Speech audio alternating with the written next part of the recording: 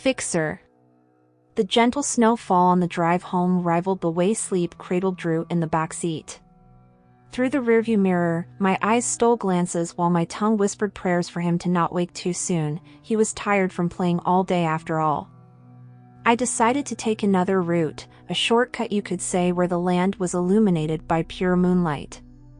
I had driven this way before, one too many times, so the sense of worry wasn't there. The peaceful longing for home was suddenly interrupted by the sound of my luck running out. The car was starting to break down. A deep breath left my lungs as I rested my head on the wheel, hoping that the damage wouldn't be too bad. I took one last look at Drew before exiting the vehicle and popping up the hood. Dad had always told me to run the car for checkups, but my stubbornness always won. I guess you could call this karma. As the intricacy of the parts riddled my brain, an upcoming beam of headlights froze me on the spot. The worry that wasn't there before was surely wrapping its suffocating hands on my body. A girl and a little boy on an empty road suddenly found themselves with company of which I wasn't sure I would be grateful for. The sound of tires halting filled my ears as the driver of an old pickup truck got out and approached me. My hand clutched the pepper spray that was chained with my keys as his form got closer and closer. "Evening, ma'am," the man greeted as his eyes found mine before looking at Drew. I returned the greeting and explained the whole situation when he asked. His feet carried him back to his truck and came back carrying a toolbox. I could only focus on that box, just in case he tries something, as my mind rattled on why he seemed so familiar. The man was clad in a grease-stained jumpsuit as his burly frame stood over me like a tower to a grass. A puffed-up jacket only added to his already mighty stature and presence. My attention then went to his freshly shaven face that showed some scars while his hair had started to fall out from the center, truly a cruel play of genetics. As he inspected and worked on the problem, he continued to chat by saying, "Best be prepared with car troubles, ma'am. You never know if help or danger would find you." I tried so hard not to make an impulsive move as he tinkered some more. It felt like he was deliberately taking his time, and the whistling didn't make it any better. Questions about Drew were asked and I gave him answers, but not the right ones. I feared that if I stayed silent he would suddenly do something that would seal our fates.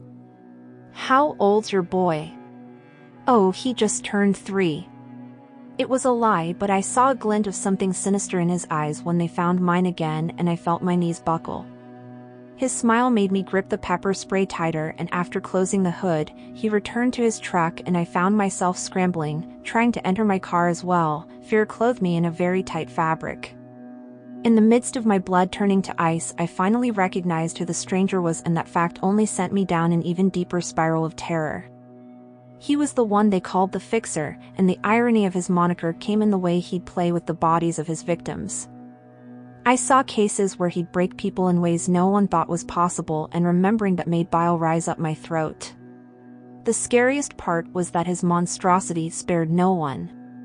A family returned from their vacation only to meet their ends at his sick ways.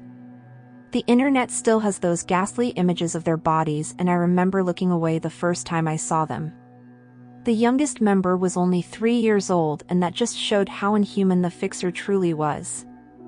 I told him that Drew was only 3, and hearing that must have reminded him of the child. Safety was no longer in the atmosphere of our drive as the truck trailed us. Knowing that there was a fork on the road just ahead, I could only wish that he would change his mind and take the right lane, as my home was on the left. I prayed for his vehicle to swerve, but the heavens didn't listen, and I watched in agitation as his headlights roared behind us. I had one hand on the steering wheel while the other trembled as it searched for the phone in the glove compartment. It was foolish to call and drive, but this situation was different. After about a ring or two, Dad finally picked up, and when I told him about the man, I heard the fear in his tone as he told me to speed up, and that he'll call for help as soon as we finished talking. I already felt the wet pelt of tears on my cheeks as my eyes went back and forth between the road and Drew. I prayed that my sudden increase in speed wouldn't wake his slumber and have him be a witness to this horror. The thought of having a close family member or even a neighbor crossed my mind as it battled to win over my fear. I actually felt regret at not having one during this time, as they would have served as a great help. Tires screeched as soon as I leveled the car with the front door. I hurriedly took Drew's seatbelt off and tried my hardest to gently carry him out. My heart couldn't plummet farther even if it tried, as I heard the boy starting to rouse from his sleep. I cooed him back to the safety of his dreams as the man's truck finally caught up to us. "Gimme the boy, I just want a little fun," he bellowed out as soon as he slammed the driver's door shut. The moment he took another step towards us, Dad's voice broke the atmosphere and called us inside. My old man stood at the open doorway with a baseball bat in hand as he told me to hide in the attic as help was on the way. "Dad, what about you?" I tearily asked in a harsh whisper, despite knowing what Dad had in mind. "Don't worry about me, just get yourself and the boy away." One last look of heartbreak was sent my father's way before I hurriedly sought the protection of the room above. The inclined steps of the attic made it easy for me to carry Drew above, and all throughout our hiding I heard men scuffling below us. Hurt scratched at my heart with every grunt of pain from my father. I almost abandoned Drew to come to my dad's side, but was halted when I heard the unmistakable voice of my uncle. He must have been the one my dad meant when he said that he'd call for help. Uncle preferred to drift and stay over at his friends' houses rather than commit to one place, and must have told Dad that he was in town. The fight got even louder as a crash from one furniture was soon followed by another. I listened with palpitations in my chest as curses left their mouths, a deep struggle evident in their breaths. Even the spiders had abandoned their webs to search for crevices of solace as the wails of men shook the bones of the house. "The boy will suffer and I will make you watch," the man managed to scream as they neared our position. Despite the rift between the three of them, his demons still found strength to make themselves heard. His maniacal laughter echoed, and during that moment I was made a believer that humanity is only a skin made to hide what truly lurked beneath. I covered Drew's ear with my hand as I pressed his other ear to my chest. I crawled back and forth in an attempt to soothe not only the child but myself as well.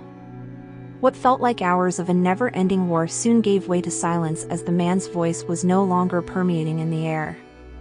I only allowed myself to breathe and hope when I finally heard my father's voice below us telling me that it was safe to come down. My tears fell with liberty as I saw how bloodied he was, only for him to assure me that he was all right. I cried for my uncle too and profusely thanked him.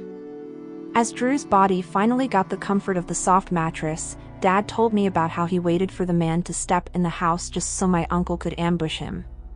"This is why I told you why car mechanics is important," Dad joked out in an effort to make light of our ordeal. He apologized as soon as my laughter turned into sobbing, but I dismissed him by saying how right he was. "I'm sorry I didn't listen." It was my father's turn to dismiss me, and I allowed myself to be comforted. I asked him about what went on while we hid, and his eyes glazed while they held on a faraway look as he recalled the events. Dad said that it was like going against Goliath and that they barely made a dent on him. All throughout his story, the line that made shivers crept up my body was when he said, "It was like fighting something not human." In the middle of our conversation we heard Drew stir again, and I told Dad that I just needed to get something from the car and will be right back. Drops of blood littered the floor as I made my way out. A pang of guilt struck me once more, knowing that some of them belonged to my father and uncle. I saw the yellow light from the shed burn and knew that Uncle was in there making himself at home for the night and perhaps even tinkering with some things. As I felt the cold kiss of the weather greet me again, I found myself praying that the chloroform would be strong enough this time. I can't have Drew screaming for his mother again, just like the way he did when I took him from the park. A week went by before the news told us that the fixer was found deceased in a ditch.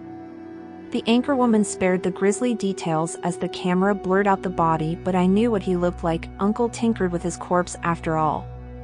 Even after all this time, it still surprised me how much money we'd be willing to pay for the macabre.